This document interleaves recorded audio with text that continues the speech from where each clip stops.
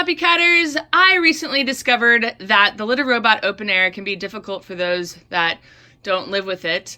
And I recently had a cat sitter at my house who didn't know how to operate the Litter Robot. So I wanted to do this quick video in hopes that it might help you if you're in a situation where you're gonna have a cat sitter over the weekend or for a couple weeks for spring break or something like that, so that they can understand how the Litter Robot works and what all of these buttons mean on the Litter Robot. So what happened with my cat sitter is she thought that if she just pressed empty, that it would clean the Litter Robot. But as you'll see, empty dumps all of the litter down in the drawer below so that the cats no longer have litter in the Litter Robot. So it's not the way to clean it. The Litter Robot self-cleans itself every time a cat leaves the litter box. But empty puts all the litter in the waste drawer below, as you can see, so that the Litter Robot is empty. And it stays in this position for a little bit. And then the drawer below is where all the litter went. So now this is an unusable litter box while you're gone. So we definitely want to avoid empty. All right, to get it out of empty, you just hit reset and it's going to turn back to normal. And then we're going to take the litter that was below. I just pulled that out of the drawer here, and we'll put it back into the Litter Robot for use. Now this amount is going to fit perfectly into the Litter Robot because we just took it out of the Litter Robot. But you can see if you had to start from scratch with a regular bag, there's a line for the litter level that you want to pour it in. And then you definitely want to put a bag in the waste drawer below as well.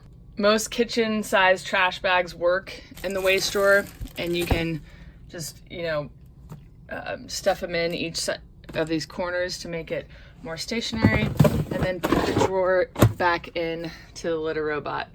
Now you can see when I poured it in, it's not quite even. If you don't want to put your hand in there and smooth it out, you can always hit cycle, and cycle will sift the litter. So if there's a pee clump in there or a poop in there, then it will cycle it through, but leave litter for the next round. So we'll hit cycle.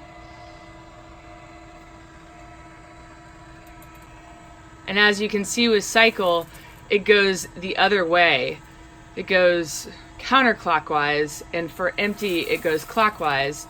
And the reason it goes the other way is on cycle, it moves through this grate to be sifted, so that if there's a pee clump, if there's a poop, then it will stay on top of this grate and then drop through to that hole below.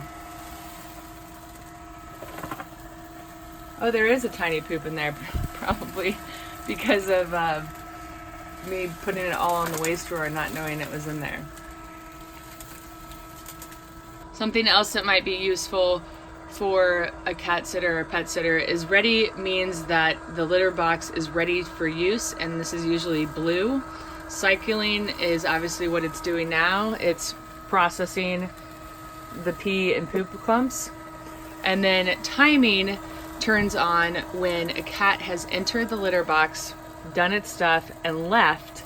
Then it has a timing function of how long it waits until it cycles.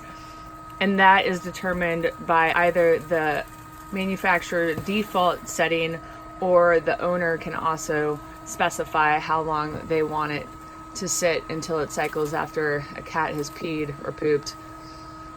And the reason for that waiting is obviously so it doesn't start cycling when the cat is in the litter box, but also so that the pee clump and the poop have time to harden, so that they don't smear all over when they're going through that grate and dropping through below. So you can see from the cycling that it's now evenly dispersed that litter for the next use. And the ready light is now on. The only other button would be the power button, and that's just going to turn it completely off, or you can unplug it if you want. And the purpose of that would be if you wanted to scoop the litter box and not use it. But it's just really important not to hit empty unless you're completely want to empty out all of this and make the litter robot unusable with this litter. If you want to empty this all out to clean it or whatever, that's completely different. If you're wanting to clean it, then you want to cycle. If you want to clean out the pee and poop clumps, you want to cycle it. All right, guys, I think that wraps it up. So really quick in review, if you're a pet sitter, you're probably not going to ever use this empty button. Maybe the reset, definitely the cycle if it's need be. And if you guys are just a litter robot owner and want to learn more about that stuff, I'll include a link to our review videos below. But this was for a quick video to show the purpose of cycle. And then also always make sure that you have a disposal bag below here so that it's not hitting the actual drawer below, and you have an easy way to lift it out. So always replace that if you're a cat sitter so that the owner doesn't come home to that. And a tall kitchen trash bag will fit in there if the owner didn't tell you, where to find more.